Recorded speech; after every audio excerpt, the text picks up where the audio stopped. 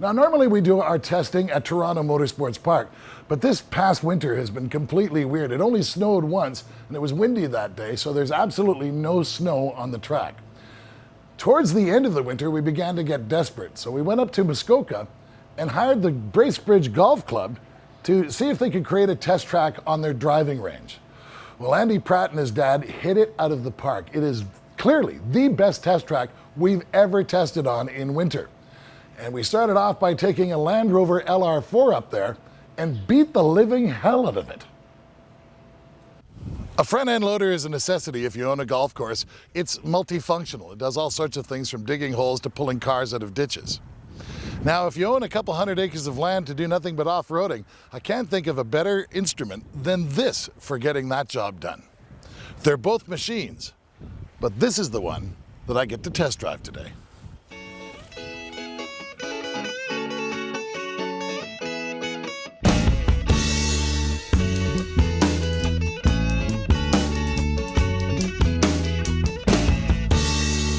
One day I learned to say no, but not today, and that's for sure. Digging these holes and I'm digging so deep, trying to climb up, but the walls are too steep. And even though you're gonna...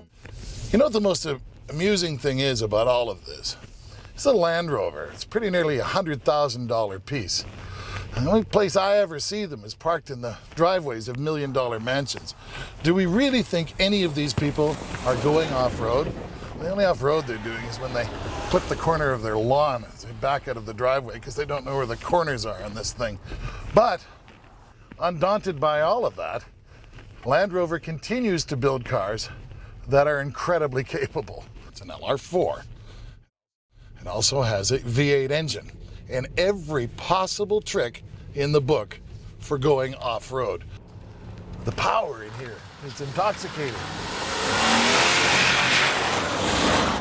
On this massive dial here, we're going to select winter and snow, and then we're going to select a low range by putting it in neutral. There we go.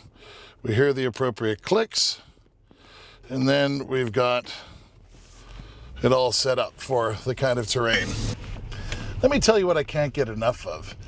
Nobody beats the English at making stately automobiles. This one has a slightly padded steering wheel. A lot of thought went into the ergonomics here to keep you sitting properly upright in such a vehicle, even though that the people in the millionaires' neighborhoods couldn't care less about these things. They build to a standard, and the fit and finish is the very best you're going to get in this type of English craftsmanship.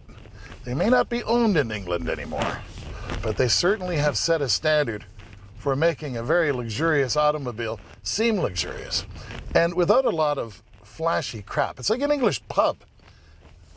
You know, they built English pubs in 1760, and they're still basically the same in the 21st century. And you know what they do? They serve you beer. And Land Rover, things don't change that much, and they certainly don't change quickly. But you know what it does? It gets you home in the very crappiest of conditions. I also have to hand it to Land Rover for equipping this car with some very excellent snow tires. They knew what we were going to do, and they wanted to make sure that we had all the vehicle that Land Rover could possibly deliver.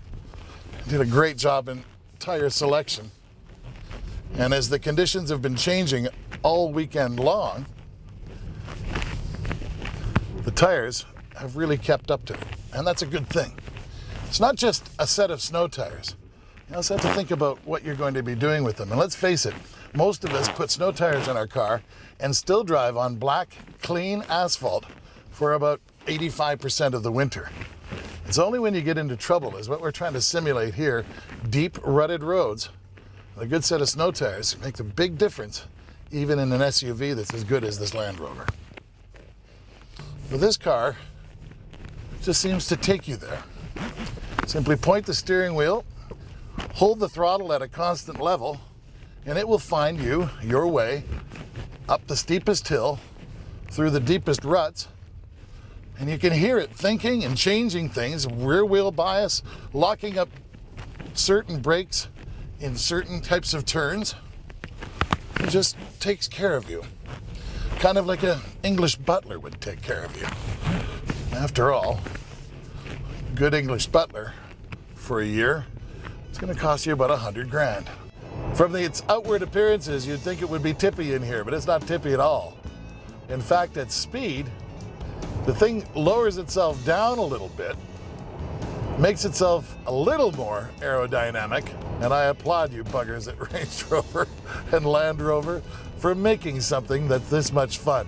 So over the years, they've become a little softer, a little more civilized, and appointed with just about every futuristic doodad you could ever want inside of a vehicle.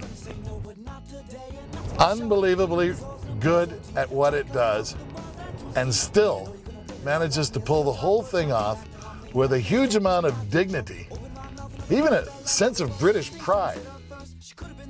So do you need a car like this? I don't even think Queen Elizabeth needs a car like this.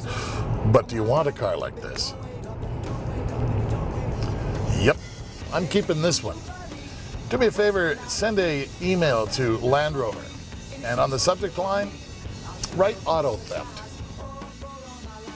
Hey, lady, you buy me, hey, lady.